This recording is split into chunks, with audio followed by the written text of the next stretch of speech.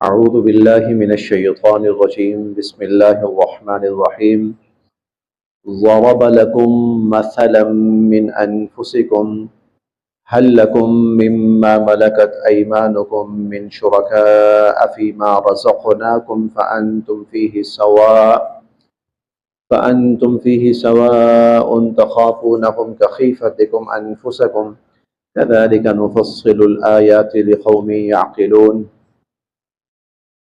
ضرب بیان فرمائی اللہ تعالیٰ نے، ضرب اللہ تعالیٰ نے بیان فرمائی، لکم تمہارے لیے، مثلاً ایک مثال، من انفسکم تمہاری اپنی ہی جانوں میں سے، تمہارے اپنے لوگوں میں سے، تمہاری اپنی جانوں میں سے، تمہارے اپنے انسانوں میں سے ہی تمہارے لیے ایک مثال بیان فرمائی۔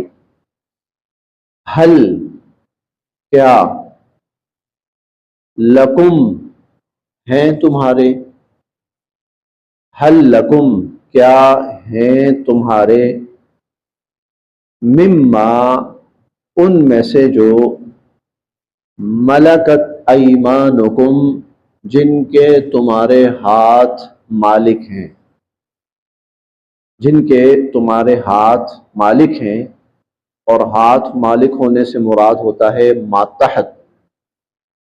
کیا تمہارے ماتحتوں میں سے، اور جس وقت قرآن کریم کا نزول ہو رہا تھا اس وقت یہ لفظ غلام کے لیے استعمال ہوتا تھا، تو اس لیے یہ ترجمہ کیا جا سکتا ہے، کیا ہیں تمہارے غلاموں میں سے اور تمہارے ماتحتوں میں سے، من شرکاء جو شریک ہوں، جو شریک ہوں، فیما اس میں جو، رزقناکم ہم نے تمہیں دیا ہے، فیما رزقناکم کہ وہ شریک ہوں اس میں جو ہم نے تمہیں دیا ہے، فَأَنْتُمْ پس تم لوگ، فِيهِ اس میں، سوا برابر ہو جاؤ، فَأَنْتُمْ فِيهِ سوا اور تم لوگ ان میں برابر ہو جاؤ، تخافونہم اور تم ان سے ڈرو، کخیفتکم جیسا کہ تم ڈرتے ہو، انفسکم اپنے جیسوں سے، اپنے ہم عصروں سے اور اپنے جیسوں سے تم ڈرتے ہو۔ کیا ایسا ہے؟ پیچھے جو مضمون چلا آ رہا ہے تفصیل کے ساتھ، وہ اللہ رب العزت کی وحدانیت کا ہے۔ اللہ تعالیٰ کی ذات وحدہ لا شریک ہے، اس کے ساتھ کوئی شریک نہیں ہے، وہ اپنی ذات میں بھی وحدہ لا شریک ہے، اور وہ اپنی صفات کے اندر بھی وحدہ لا شریک ہے، اور وہ اپنی صفات کے تقاضوں کے اندر بھی وحدہ لا شریک ہے۔ اب اللہ تعالیٰ نے ان کو سمجھانے کے لیے ایک مثال دی۔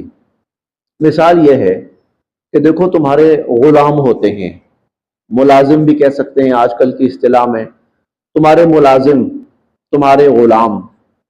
کیا ایسا ممکن ہے کہ تم جن وسائل کے مالک ہو اور تم وہ وسائل جو ہیں اپنے غلاموں کے اندر بھی تقسیم کر دو کہ میں اور میرا غلام برابر ہو جائے، میں اور میرا ملازم برابر ہو جائے؟ کیا تم ایسا کرتے ہو کہ تم اپنے غلاموں کو بھی وہ سب کچھ دے دو جو تمہارے پاس ہے؟ کوئی نہیں کرتا، سوال ہی پیدا نہیں ہوتا۔ نفع تلا ان کو دیا جاتا ہے، وہ زندہ رہ سکیں۔ بتانا یہ چاہتے ہیں اللہ تعالیٰ، بے وقوف ہو، احمق ہو، چار پیسے تمہارے پاس ہیں، دنیا کے تھوڑے سے وسائل تمہارے پاس ہیں، تم ان وسائل میں جو ہم نے دیے ہیں، اس رزق میں جو ہم نے دیے ہیں، اپنے جیسے انسانوں کو شریک کرنے کے لیے تیار نہیں ہو، اور جب اللہ کی باری آتی ہے تو اللہ کی بنائی ہوئی مخلوق کو اللہ کے ساتھ شریک کرتے ہو، ان کو اللہ کا شریک بنا دیتے ہو۔ وہ بھی الہ ہے، یہ بھی الہ ہے، وہ بھی نفع نقصان کا مالک، یہ بھی نفع نقصان کا مالک، یہ بھی رزق کا مالک، یہ بھی رزق کا مالک، یہ بھی بیماری صحت کا مالک، یہ بھی بیماری صحت کا مالک. کیا حماقت ہے. اپنے 4 پیسوں میں وہ جو اللہ نے تمہیں دیے ہیں ان میں تم اپنے جیسے لوگوں کو شامل کرنے کے لیے اور شریک کرنے کے لیے اور برابر کرنے کے لیے تیار نہیں ہو، اور اللہ کے ساتھ اللہ کی مخلوق کو شریک بنا دیتے ہو، اللہ کے برابر بناتے ہو ان کو. دیکھیے، ضرب لکم مثلا من انفسکم، اللہ تعالیٰ نے تمہارے لیے ایک مثال بیان فرمائی تمہاری اپنی جانوں میں سے. اللہ تعالیٰ نے تمہارے لیے ایک مثال بیان فرمائی تمہاری اپنی جانوں میں سے. ہل لکم، کیا ہیں تمہارے، مما ملکت ایمانکم، تمہارے ماتحتوں میں سے، من شرکاء فیما رزقناکم، کہ جن کو تم شریک بنا لو اس میں جو ہم نے تمہیں دیا ہے. تخافونہم کخیفتکم انفسکم، اور تم ان سے اس طرح ڈرو جس طرح تم اپنے جیسے لوگوں سے ڈرتے ہو. دیکھیں، ایک اگر امیر انسان ہے نا تو وہ امیر انسان سے ڈرے گا کیونکہ دونوں ایک لیول کے ہیں، دونوں ایک لیول کے ہیں. تو اللہ تعالیٰ فرماتے ہیں کیا تم ان غلاموں سے اس طرح ڈرتے ہو جیسے اپنے ہم عصر لوگوں سے اور اپنے ہم پلہ لوگوں سے ڈرتے ہو؟ تو بدبختو، جن کو اللہ کے ساتھ شریک بنا رہے ہو ان سے اس طرح ڈرتے ہو جس طرح خدا سے ڈرنا چاہیے. کذالک، اس طرح، نفصل، ہم کھول کر بیان کرتے ہیں، الآیات، اپنی آیات، لقوم، ان لوگوں کے لیے، یعقلون، جو کچھ عقل کریں، جن میں کچھ سمجھ ہو، جو کچھ سمجھیں، ان کے لیے ہم یہ مثالیں اور یہ آیات، نشانیاں کھول کھول کر بیان کرتے ہیں. بل، اصل بات یہ ہے اتبع، کہ اتباع کر رہے ہیں، پیچھے لگے ہوئے ہیں. سر آگے تشریف لائیے. سر آپ کی جگہ یہ ہے، خالی چھوڑی ہوئی ہے.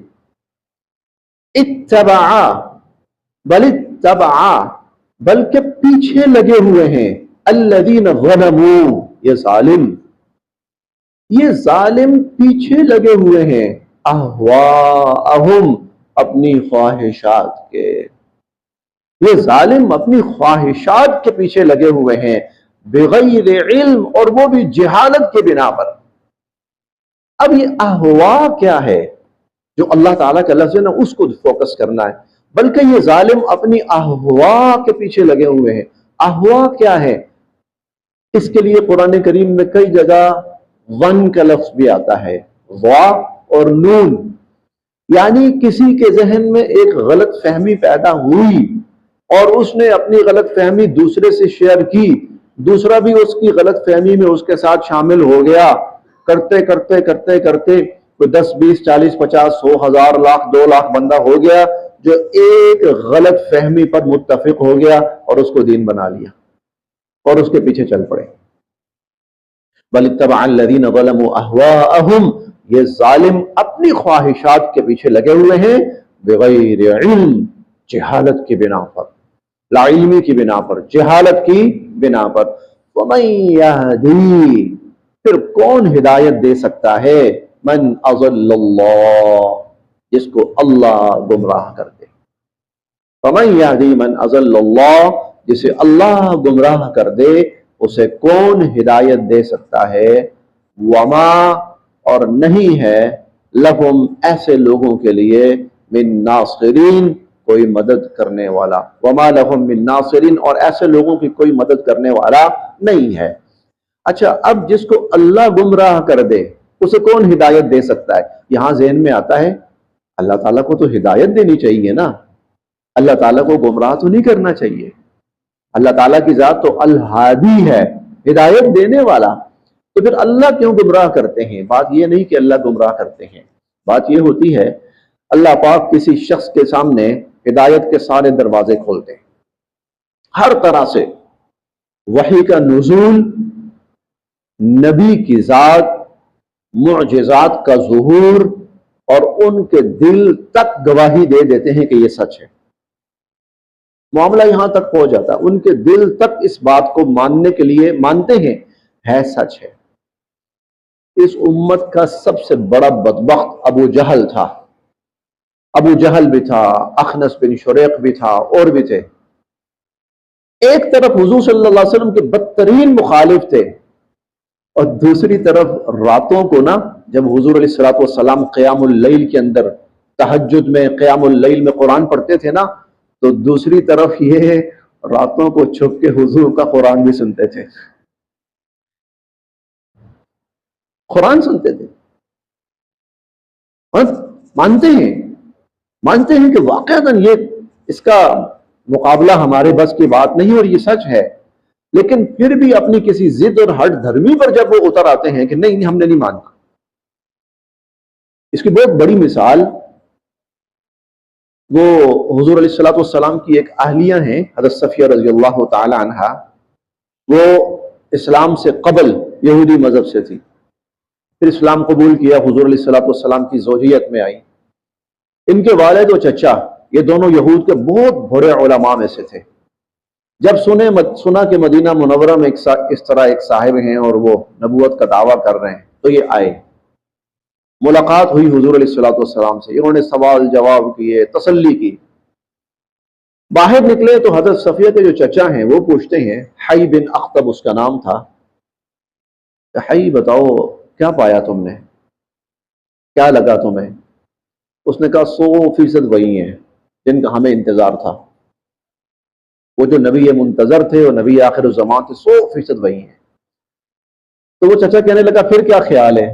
کہتا ہے جب تک جان میں جان ہے نا ان کو کامیاب نہیں ہونے دینا، ان کی مخالفت کرنی. کیوں؟ ہمارا خاندانی تسلط اور تعصب تسلط جو ہے وہ خطرے میں پڑ رہا ہے. یہ تو بنی اسماعیلی ہے، ہم بنی اسرائیلی ہیں، سپیریئر ہم ہیں. ہم سپیریئر ہو کر اپنے سے کم درجے کے بندے کے سامنے جھک جائیں؟ نہ جی نہ، ہم نے اس کو ناکام کرنا ہے ہر حال میں. جب یہ سٹیج آتی ہے نا کہ بندہ حق کو سامنے دیکھ کر بھی ماننے کو تیار نہیں ہوتا، تو پھر اللہ کہتے ہیں چیپٹر کلوز، بس ختم. اس کو کہتے ہیں اب اللہ نے ان کو گمراہ کر دیا، اب اللہ تعالیٰ نے ان کو گمراہ کر دیا. تو فمن یہدی، تو پھر کون اس کو ہدایت دے سکتا ہے؟ من اضل اللہ، جسے اللہ گمراہ کر دے. وما لهم من ناصرین، اور ایسے لوگوں کا پھر کوئی مددگار نہیں ہوتا. صدق اللہ العظیم.